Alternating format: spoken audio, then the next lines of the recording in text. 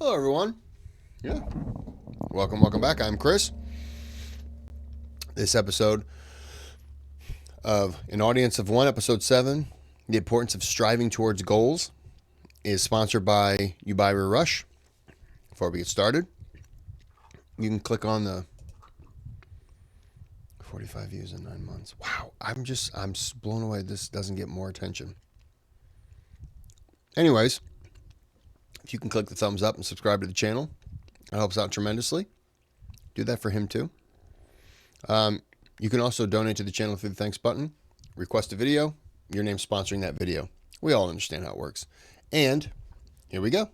An audience of one, where we're trying to reach everyday average people who may feel like they are down and out, that their shortcomings are insurmountable, and reminding them that they have value, that they have worth, and that they have a gift that they can share with the world. And we hope to motivate them to improve their lives and to make an impact on the people around them.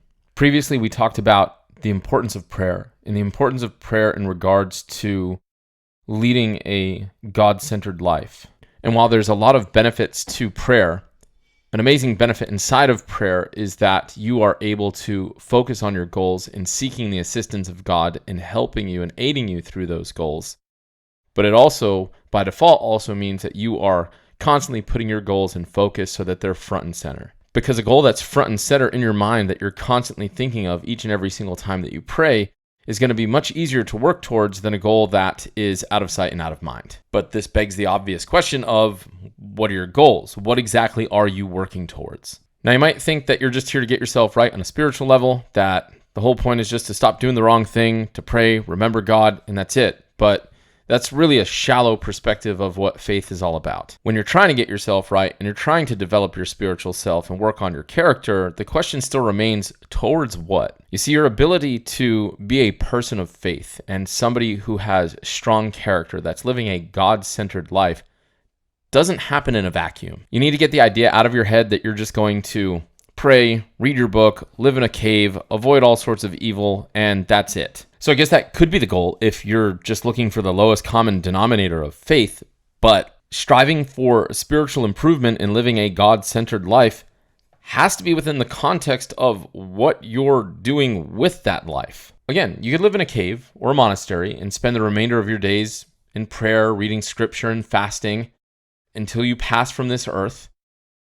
But the man who steps into the arena and gets beat up and bloodied and scarred is always going to be better than the individual who never steps foot into the arena, regardless of if they remain unblemished. What I'm getting at here is that your goal isn't to live a God-centered life in isolation. Your goal is to live a God-centered life in the midst of a hurricane. So what are you trying to do with your life? There are a million ways to worship God. There are thousands of ways to work on your character. But that's going to be based on what you're doing with your life. So what are you doing? What is your goal? What are you striving towards? What are you going to try and accomplish with the time that you have? Now, I get it. You're beat down. You have suffered a lot of difficulties and trials, some of which are self-inflicted, some of which are because of other people. And life in general is extremely tough. And so a lot of times it can be hard to focus on anything outside of just surviving. But no matter how difficult life gets, you can't just try and survive. You have to try and thrive. And in order for you to do that, you have to have goals. Now, you've always had goals and aspirations throughout your life, but you've given up on them. You've stopped working towards them. Sometimes because you feel as if you're undeserving of them, because of your shortcomings, because you feel that your actions somehow disqualify you from ever attaining success. Sometimes it's because you're waiting for approval from others, as if you're waiting to be invited to the party because otherwise you're somehow unwelcome because of your history, as if some gatekeeper has the right or the authority to judge whether or not you have the ability to come back and strive to be the best person that you can be. Sometimes it's because you're scared, which a lot of times people don't understand, like, how could you be scared of success? But sometimes you're scared because of what that would mean. The amount of difficulty that striving for success is going to bring, the unwanted attention that being successful brings, and the added responsibility that comes along with being successful. Failure can feel safe because at the end of the day, nobody cares about you when you're a failure. Nobody gives a Sometimes it's not just the success You might strive to have that success, but you don't have the mentality. It's no longer about, you want to open up a store, right? You want to have a company. You want to have a brick and mortar store where people go to, and they go in, they walk around, they pick their items up, they take it up to the front, scan it, boom, pay, go, leave, right? You want that idea. You make it happen. You're selling goods, whatever those goods are. But once people get that, the whole goal was to get it. And now your mindset needs to change to, how can I keep it? How can I build? How can I potentially expand? How can I this? Now you've hit that, and a lot of people get to that point and they don't know now how to change that plan, because their idea was, once I've got it, I'm successful. Not really. Yes. But it shouldn't just be to strive to that point. Now you have to expand your vision. How can I expand my reach? How can I do this? You got to start thinking, how can I get more eyes to my business? A lot of that stuff you don't think of. You don't think of that because that wasn't in the early blueprints of your goal.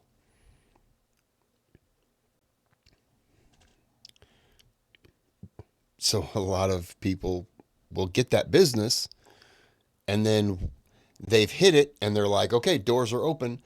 Let the people stroll on in. And maybe they don't. Maybe they can get whatever it is you're selling online. Maybe they can get it at a cheaper place. You have an overhead now. You have to sell at this because you got to pay for the store. While in an internet store, I could be selling the same thing you're selling. I don't have a store, so I have no overhead. I'm not paying for the employees. I'm just stacking up all these things in a corner of a room, and I make a sell, and then I just take it to the post office and mail it. You have to compete with that. It's a lot of, your goals have to be fluid enough to be able to adapt and change, and sometimes you just don't have that vision. And I'm one of them.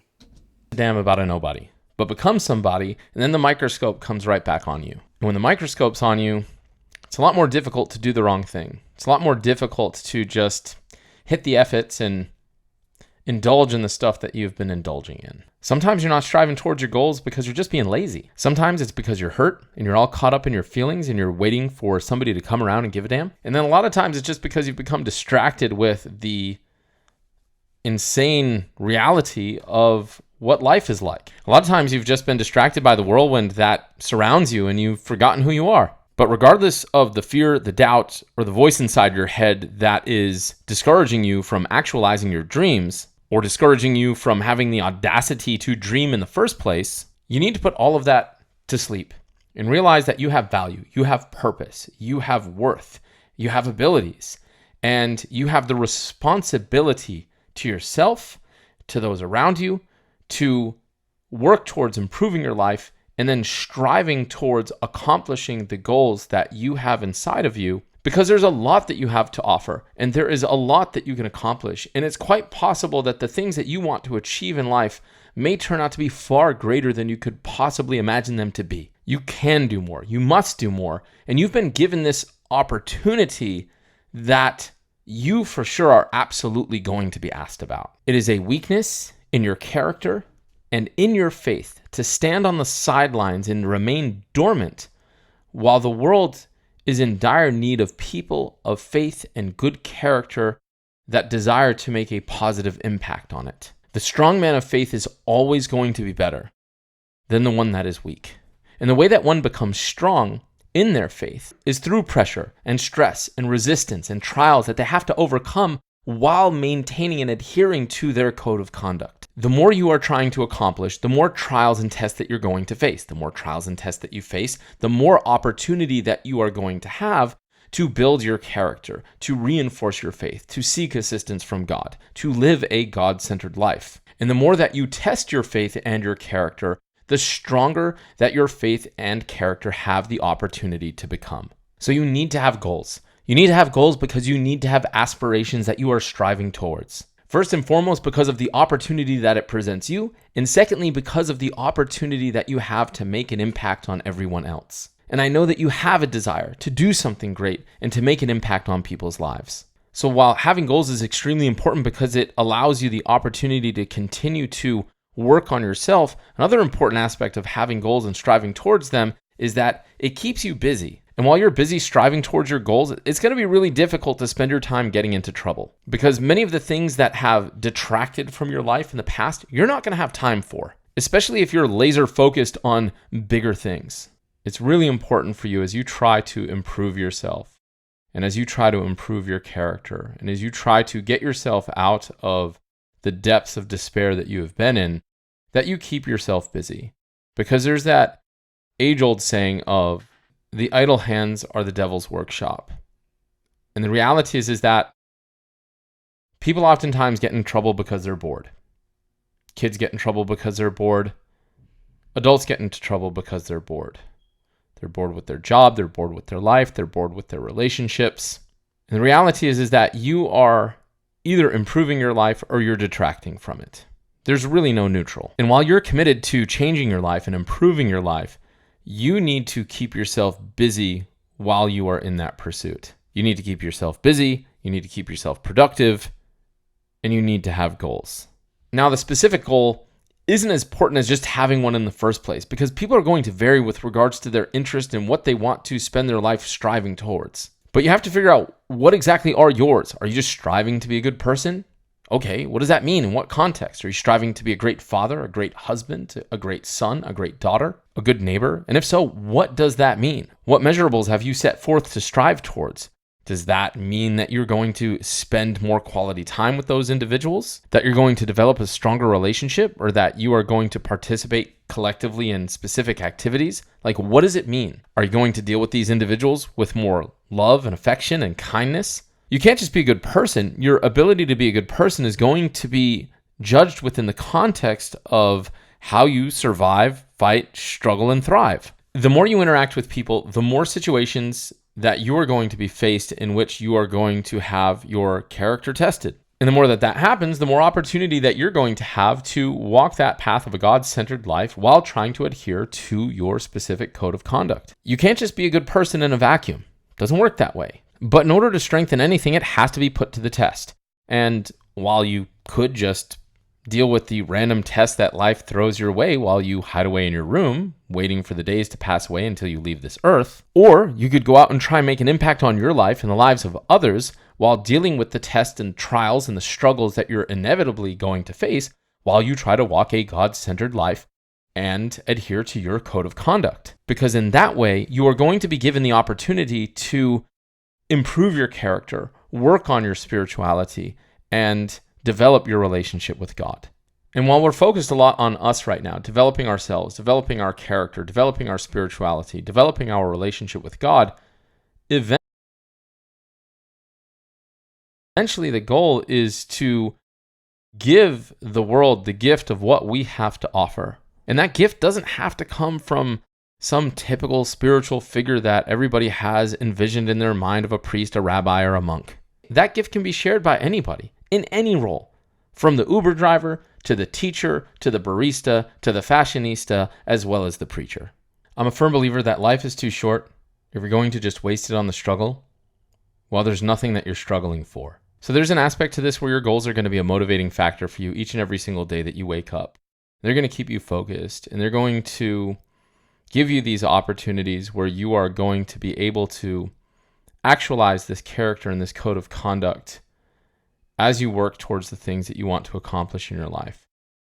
So there may be specific goals that you've had, that you've always had, that you just need to revisit, revitalize, and start working towards. There may be other goals that you need to discover, and you need to sit back and contemplate your life and start thinking about where you've been, where you're at, and where you would like to go. What would you like to accomplish? What do you want to do? What impact do you want to leave on the world? And that impact doesn't necessarily have to be an impact that changes the world. It's revolutionary. It may just be an impact that you have on the small community that exists around you. But you have to figure out, how exactly are you going to live a God-centered life? What form is that going to take? Are you going to start a successful business? A business that has integrity? A business that operates in the context of honesty, that has an impact on people's lives? A business that strives to produce a quality product that you can stand behind, that your employees can stand behind? A company where your employees actually do like working for you? Are you going to avoid compromising and cutting corners for profit? Are you going to turn a blind eye to corruption? Or are you going to operate within the confines of the code of conduct that you profess to believe in? Because this is what it means to live a God-centered life. It doesn't happen by hiding away. It happens by putting yourself out there. Yes, it is difficult, but it is the trials that are going to actually make you who you are. Are you going to become an award-winning athlete and set an example for others in terms of patience and perseverance, hard work and discipline? Are you going to stay patient with the process and continue the hard work and discipline required to train at odd hours while other people are partying or socializing or watching Netflix? How are you going to respond to the injuries? How are you going to respond to the success? What example will you set for others? Are you going to cheat? Are you going to use drugs? Are you going to exhibit good sportsmanship and encourage others? Or are you just going to become a diva? Are you going to strive to accomplish these goals while adhering to a righteous code of conduct, while seeking the aid and the assistance and the forgiveness from God throughout the process? Because that is living a God-centered life. You forget that you have the ability to make a massive impact on your life, on your family's lives, on the lives of the people within your community, and potentially on the lives of everybody in the world. But it won't happen if you don't have goals that you're striving towards. And these goals, they don't have to be approved by anyone. They don't have to be in line with other people's goals. They don't even have to be groundbreaking, because at the end of the day, you have no idea what the end result could be of your efforts. It's possible that you have a really small goal in mind, but the impact that it has and the ripple effects that it has could be far greater than you could possibly imagine. So don't rob yourself or the world of that potential outcome. You may have goals from when you were younger that have been buried that need to be revived. Maybe there's goals that need to be revisited and modified. Maybe there's some soul searching that you need to do to come up with what are the goals that you're going to have moving forward. But you need to have goals and you have to start working towards them. Are you going to write a novel? Are you going to produce a top podcast? Are you going to open up your school? Are you going to create a rehab center? Are you going to fight against corruption? Are you going to learn that skill that you've been telling yourself for years that you're going to develop? Are you going to be Andrew Tate in chess? Like, what is it that you're working towards? What is it that you want to accomplish? You have to continue to dream. What is life without aspirations? One of the most important things that you can do with regards to your relationship with God is seeking His assistance, because the very nature that you're seeking your ultimate success with God is in and of itself glorifying God, because you're showing that He is the only one capable of granting you that success. Every goal that you're going to have is going to require relentless hard work, patience, and commitment. It's going to offer countless opportunities to see how you interact with other people. What is your character in dealing with other people, other situations, how you treat them, how you respond to how they treat you? It's going to offer countless opportunities for you to seek the assistance of God, to pray for forgiveness in your shortcomings, to pray for assistance in your efforts. And if you approach life in this manner, it is going to be hard for you to do anything other than improve your character and become a good person. So you might want to be a good person, but in what lane, in what avenue? Because God knows we have an absolute shortage in every category of people who set the standard and lead by example and work within a code of conduct that is befitting of a person who is living a God-centered life and who encourage others to walk that path as well. We need leaders who are not just seeking fame, endorsement, power, and position. We need teachers who care, police who are fair, artists who have morals. There is no shortage of paths you can take, in which within that path leaves you the opportunity to develop yourself, develop your character, and leave an impact on the rest of the world.